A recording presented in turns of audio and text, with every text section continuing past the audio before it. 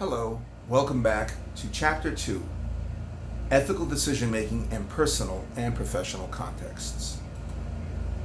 The objectives for this chapter. After reading this chapter, you will be able to describe a process for ethically responsible decision-making, apply this model to ethical decision points, explain the reasons why good people might engage in unethical behavior, explore the impact of managerial roles on the nature of our decision-making. Ethical decision-making, a quote by Malala Yousafzai. It is very important to know who you are, to make decisions, to show who you are. Interesting. A decision-making process for ethics. An initial sketch of an ethical decision-making process. The first step is to determine the facts of the situation, or what we call in business a situational analysis. Perceptual differences can explain many ethical disagreements. A second step requires the ability to recognize an ethical decision or issue, then identify the ethical issues involved. The first and second steps may be reversed in some circumstances. Some call the inability to recognize ethical issues as normative myopia meaning tunnel vision, or short-sightedness about values. Others warn of unintentional blindness, suggests a failure to focus on what's important. Change blindness occurs when gradual change goes unnoticed, especially when people behave badly in organizations and no one challenges them. Over time, it becomes the norm. Figure 2.1, the third step involved in ethical decision-making requires decisions makes to identify and to consider all of the people affected by a decision. People often called stakeholders. So in the stakeholder model, we're looking at everybody, all groups, individuals that are affected. We're talking about employees, owners, shareholders, suppliers, the government, the local community, and of course customers. Whenever you make a decision about ethics, you must take all those groups and individuals into account. Next slide, a decision-making process for ethics. Once the facts are examined and the ethical issues and stakeholders identified, the decision maker should consider the available alternatives. When facing an ethical decision, moral imagination is the ability to envision various alternative choices, consequences, resolutions, benefits, and harms. The next step in the decision-making process is to compare and weigh the alternatives.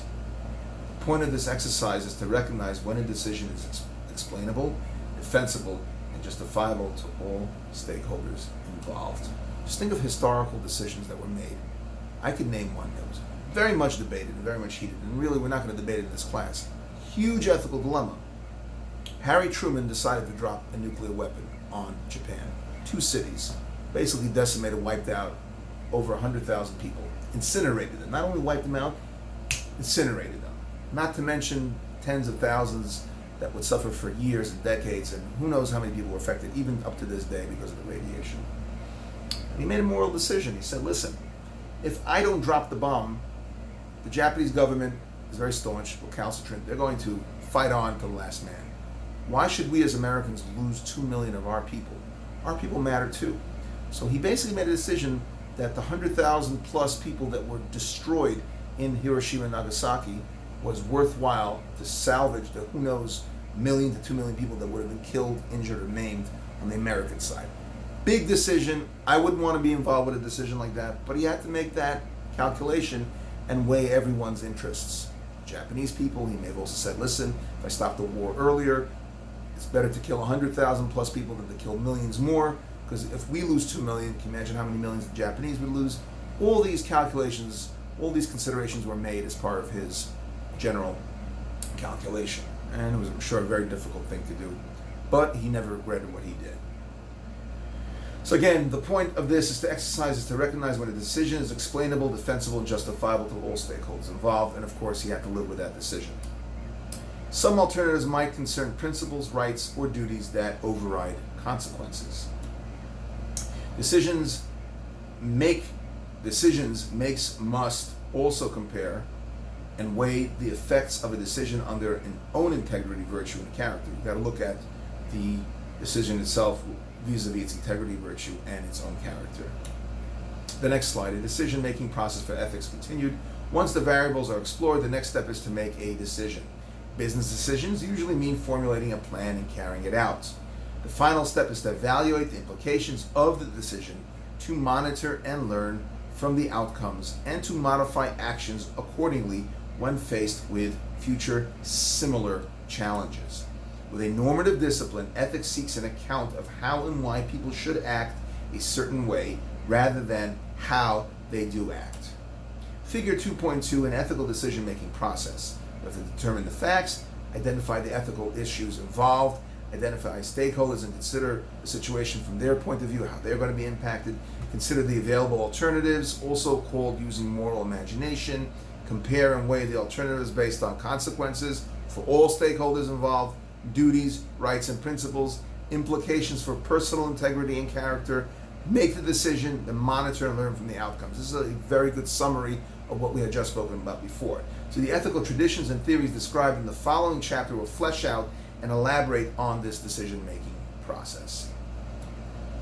Ethical decision-making, a quote by MLK, one of my favorite people in history, a wonderful man who changed the world forever. The time is always right to do what's right. Never push off doing right. It's always the right time to do right. What a fantastic quote. Doesn't need any explanation. Very, very profound. Love it. When ethical decision-making goes wrong, some stumbling blocks to responsible decision-making are intellectual or cognitive. Getting it. Ignorance, of course, ignorance. Just think about racism. People hate different types of people. It's all about ignorance, not understanding where they come from, not understanding the culture, the belief systems, what is actually true about them, what is actually false about them. Much of our ills in society stem from ignorance. Considering only limited alternatives is another issue. Finding comfort in simplified decision rules, which is not always easy. You can't always simplify things. Selecting the alternative that satisfies the minimum decision criteria, also known as satisficing. Getting it done barely, also not a good way of doing things. Other stumbling blocks are more a question of motivation and willpower. Sometimes it's easier to do the wrong thing. Sometimes they lack the courage to do otherwise. You want to do the right thing, you just don't have the guts. You don't have the guts to stand up against those individuals or groups that are in your way. You're afraid of the consequences. A person may lose his job. He may not be respected in the community. What will the Joneses say? Courage is also needed when responding to peer pressure. And this is very, very difficult. Ethical decision making, a quote by Abraham Lincoln. Nearly all men can stand adversity, but if you want to test a man's character, give him power. And this is absolutely true. Power corrupts. Just look at people who are nobodies and all of a sudden become famous. Try to speak to them. Try to get an audience in them. They'll look at you many times like you're a nothing and a nobody. But sometimes you see this. People that are famous are very, very gracious and like talking to people and are very, very nice to people. I'll give you a personal example. I take my son to many baseball games. And some of these new stars, you know, they're eager to make friends and maybe they'll sign your baseball or say hello to you. Many of them, talk to them in 5 or 6 years when they're already established and they're all-stars and on their way to the Hall of Fame, they may not even look at you. And there are those that are Hall of Famers and act like Hall of Famers, always being gracious, talking to fans, being nice to people, and that's what's important. When you become famous, don't think that it's being given to you on a silver platter because you're the best. You have a responsibility, a huge responsibility, and you have to take that fame, fortune, and power and use it for the good of society. Next slide, ethical decision-making in managerial roles. Within a business setting, individuals must consider the ethical implications of both personal and professional decision-making. Some of our roles are social and some roles are institutional. In a business context, individuals fill roles of employees, managers, senior execs, and board members. Managers, executives, and board members create and shape the organizational context where employees make decisions. They have a responsibility to encourage ethical behavior and discourage unethical behavior. Ethical decision-making, and by Indira Gandhi. There are two kinds of people, those who do the work and those who take the credit. Try to be in the first group. There is less competition there. Very, very well said. Look at Appendix Figure 2.2, Ethical Decision-Making, Determining the Facts. This is kind of like a review. Determining the facts is the first step in ethical decision-making and process and identifying the ethical issues involved. The second step in the process, sometimes the first and second step can be reversed.